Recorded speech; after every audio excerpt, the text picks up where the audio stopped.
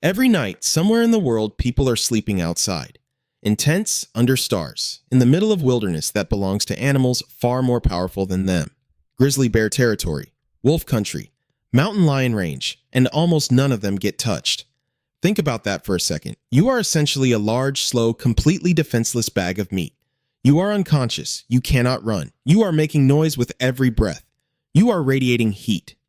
You are, by every measure that matters in the wild, the perfect target. The easiest meal anything could ask for. So why does nothing eat you? That question sounds simple. The answer goes somewhere most people have never thought about. Let's start with what's actually happening out there while you sleep. The animals that could hurt you, wolves, mountain lions, leopards, hyenas, bears, these are not daytime creatures. They are most active between dusk and dawn. That is their window. That is when they hunt, when they move, when their bodies are built to be most effective. And they are not missing you. A grizzly bear can detect your scent from over 20 miles away. A wolf's hearing is so precise it can pick up sounds over a mile out in the right conditions.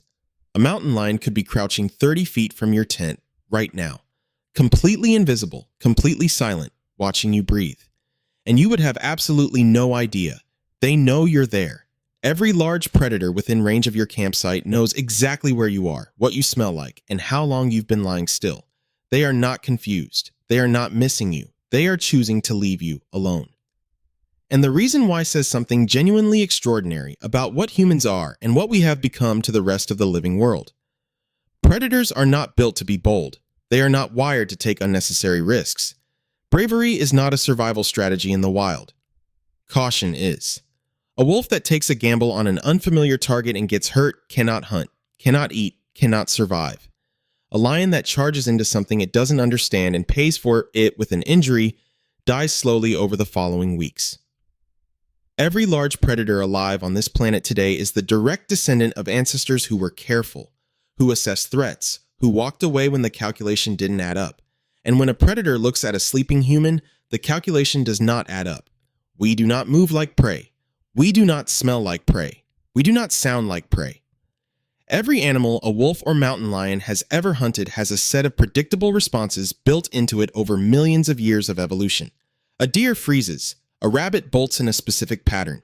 An injured animal drags itself in a particular way. Predators have learned to read all of these signals. They know what fear looks like. They know what vulnerability looks like. A sleeping human gives them none of that. You lie completely still for hours at a time, which no injured prey animal does. You breathe at a slow, steady rhythm that does not match any distress signal in the predator's memory. You make no attempt to escape even when the predator is close, and you smell like nothing that has ever existed in nature. Synthetic fabrics, processed food, chemicals from soap and deodorant and sunscreen, compounds from plastics and metals and environments that did not exist until recently. To a wolf encountering a human for the first time, the scent profile alone is enough to trigger deep suspicion. There is a concept in animal behavior called neophobia. It means fear of the unfamiliar, and nearly every large predator has it, because in the wild, the things you do not recognize are statistically the most dangerous things you will ever encounter. A new sound in familiar territory, a new shape in the darkness that doesn't match anything stored in memory, a scent that has no category. The correct response, the response that keeps you alive, is to avoid it and wait. Humans trigger neophobia on every level simultaneously. The smell is wrong. The sounds are wrong. The behavior is wrong. The shape is partially familiar but partially not. Nothing about a sleeping human in a tent says prey to a predator. It says unknown. And unknown means danger. Unknown means step back and observe from a distance. But neophobia alone is not the whole story. The deeper reason goes back much further, tens of thousands of years further. Humans have been killing large predators for a very long time, long before written language existed, before metal tools, before agriculture. Our ancestors were hunting wolves, lions, bears, and big cats with spears and fire and coordinated group tactics. We drove entire species of apex predators completely to extinction. The dire wolf is gone. The cave lion is gone. The American cheetah is gone. Species that dominated their ecosystems for millions of years were wiped out in a geological eye blink, largely because of us. The predators that are still here survive because they learned.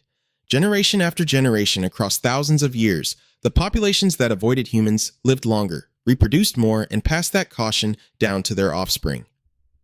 The ones that didn't avoid us were hunted out, What remains today is the result of that brutal filtering process. Every wolf alive today carries the inherited wariness of ancestors who learned, at enormous cost, that humans are not prey. Humans are something far more dangerous than prey. A sleeping deer is still a deer. Predictable, safe, worth the risk. A sleeping human could have a weapon within reach, could have companions nearby, could wake up and become something entirely different from what it appeared to be a moment ago. The uncertainty alone is enough to keep most predators from ever testing the theory. This shows up clearly in how predator behavior differs across regions. In areas where large predators have had consistent contact with humans over many generations, they give people an extremely wide berth. They reroute their hunting paths. They shift their activity to avoid human presence. The avoidance is deep and automatic. But in truly remote places, areas where animals have had no previous exposure to humans at all, something different happens. Researchers and explorers who venture into genuinely untouched wilderness often report that the animals there are curious, cautious, but not immediately fleeing. The fear response has not been installed yet because the historical experience that would install it simply does not exist.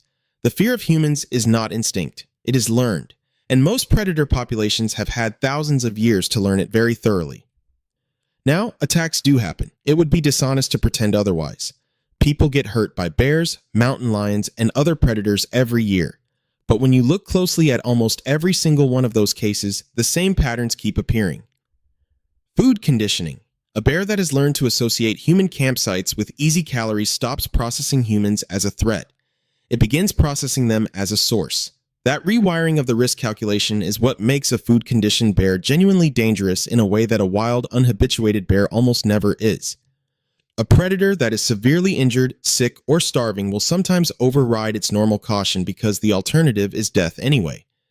The two lions that killed dozens of railway workers in Kenya in the late 1890s, one of the most famous man-eating events in recorded history, were both found afterward to have severe damage to their teeth and jaws that made hunting their normal prey nearly impossible. They did not choose humans out of preference. They chose humans because they were dying and had no other options. Desperation breaks the rules that normally govern predator behavior. Surprise and defense. The vast majority of attacks that do not fall into the above categories involve humans who accidentally cornered an animal, stumbled into a mother protecting her young, or entered a space where something was hiding and felt it had no escape route. These are not predatory attacks. They are defensive reactions from animals that are terrified and feel they have no other option. The animal is not hunting. It is trying to survive a perceived threat. Look at what is missing from that list. A healthy, wild, unhabituated predator that calmly chose to attack a sleeping, non-threatening human simply because it was hungry. That scenario is extraordinarily rare. And in the rare cases where something like it has occurred, there is almost always a breakdown in the normal conditions. Sickness, injury, prior human contact that altered the animal's behavior. Something went wrong before the attack ever happened. There is one more layer to this that most people have never heard. Wolves and other large social predators are constantly reading the social dynamics of whatever they observe. It is one of their most sophisticated cognitive abilities. When they watch a group of animals, they are calculating. Who is dominant? Who is isolated? Who is most vulnerable? This social assessment shapes almost every hunting decision they make. When wolves encounter sleeping humans, researchers have noted something striking. The wolves frequently circle without approaching. They observe from a distance for long periods. They seem to be attempting to read a social structure that does not make sense to them. A sleeping human broadcasts no dominance signals, no submission signals, no body language of any kind, no response to the wolf's presence, even as the wolf gets closer. The human just lies there, calm and still, completely indifferent to the predator's existence. That indifference reads as deeply confusing to an animal whose entire threat assessment system is built around reading behavioral signals. And that confusion creates hesitation. And hesitation, in this case, is exactly what keeps you safe. The wilderness feels enormous and threatening when you are lying in the dark, listening to something move through the trees beyond your tent. The sounds are real. The animals are real. The fact that something large is close to you in the darkness is not your imagination. But the story you tell yourself about what that means is almost certainly wrong. Think about what it took to create the world you are sleeping in. Hundreds of thousands of years of our ancestors spreading across every continent, hunting every large animal they encountered, pushing apex predators out of territory after territory, driving species to extinction and embedding a deep generational wariness of human beings into the genetics and learned behavior of every surviving predator on the planet.